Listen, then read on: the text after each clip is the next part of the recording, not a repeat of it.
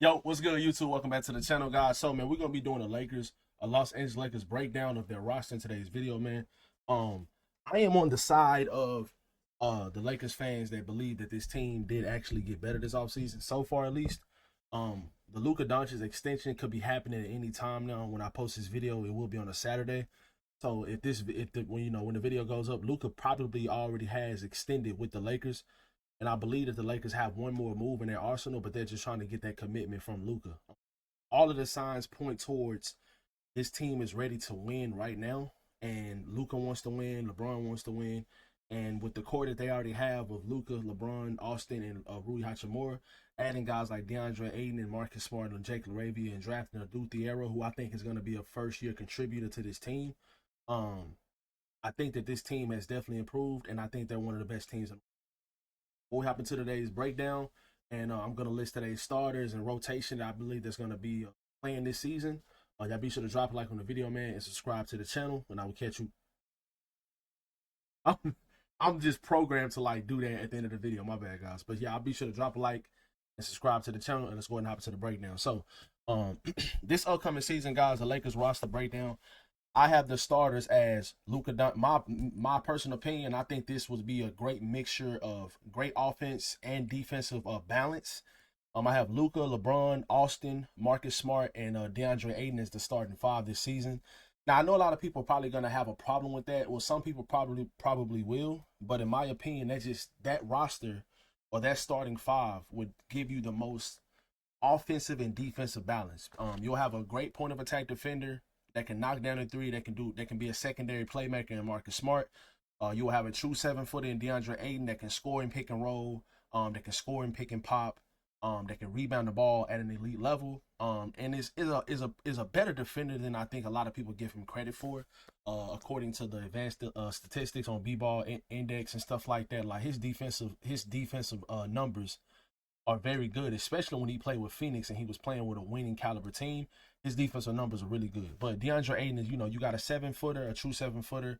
You got Austin Reeves that can play make, that is a better defender than people give him credit for as well. I think when Austin is going to be the secondary defender on the team and not just the I have to be like that main guy guarding guys on the perimeter like Anthony Edwards, Shai Gilgeous-Alexander, and some of these other guys.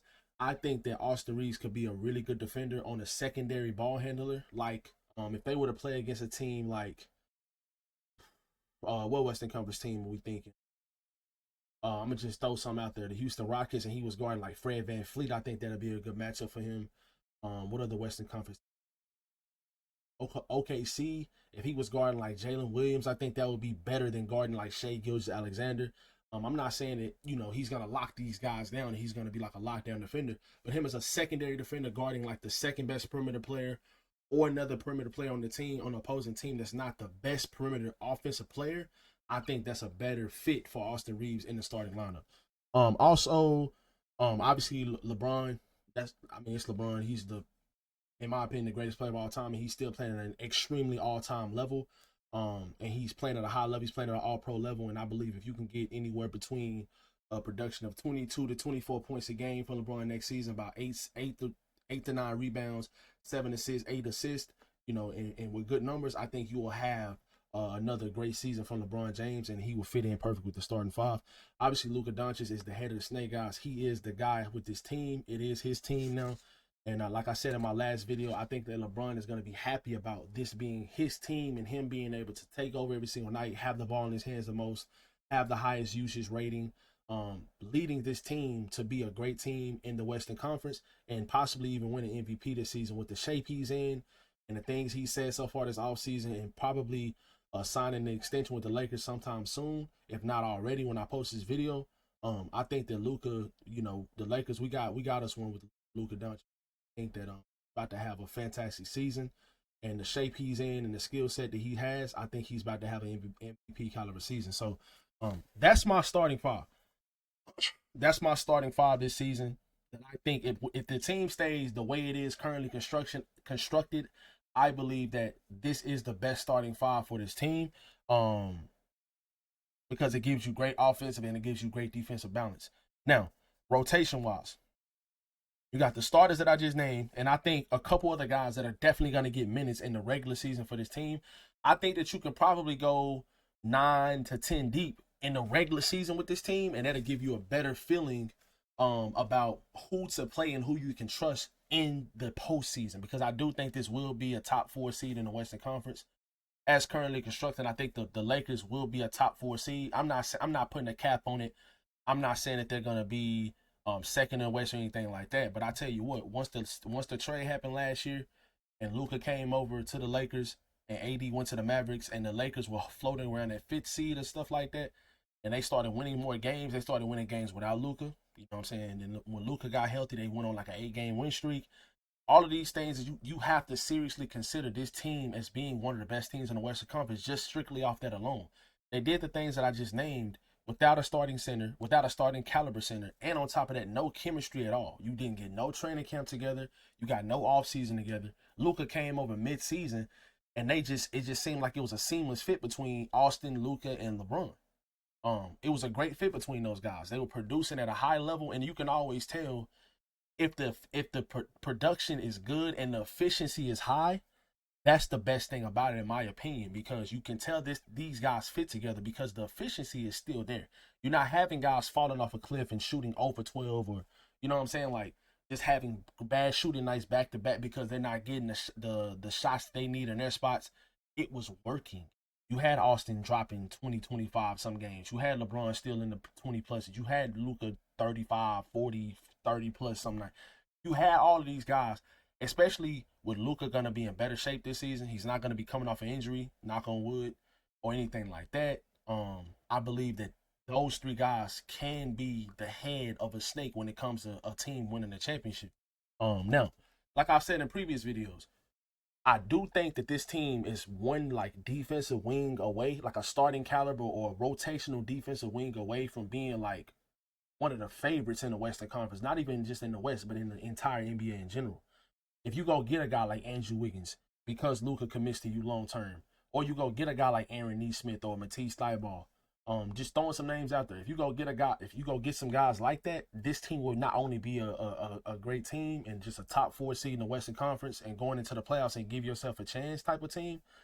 This would be a team to where like you look at them and you see a championship roster on paper. Like you really don't see any type of weaknesses. You got 2 7-footers, you got a starting caliber center, you got star power, you got shooting, you got perimeter defense, you got wing defenders.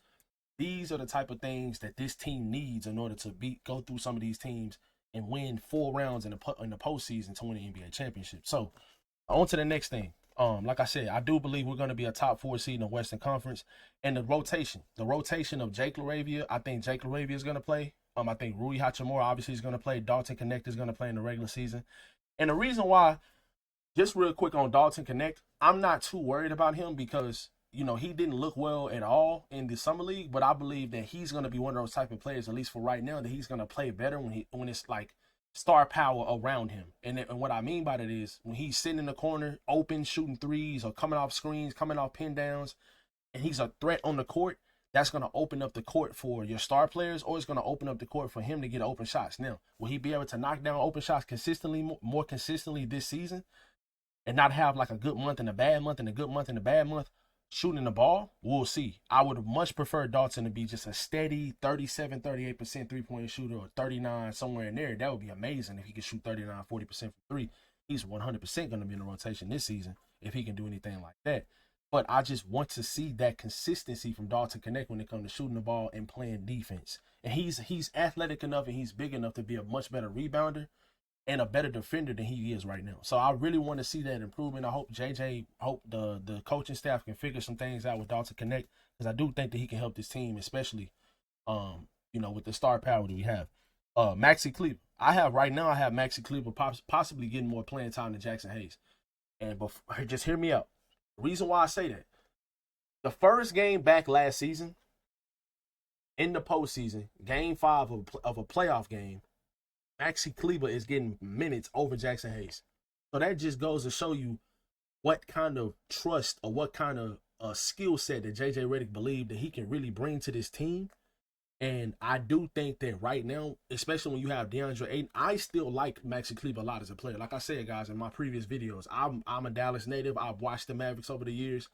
Maxi Kleber is a good rotational player. If he's your ninth or 10th man or your 8th to 10th man on your roster, and he's coming off the bench and possibly playing minutes alongside DeAndre Ayton or alongside Jackson Hayes, I do think that he is going to get minutes. And right now, I think that he's higher on the depth chart than Jackson Hayes is. I just really do.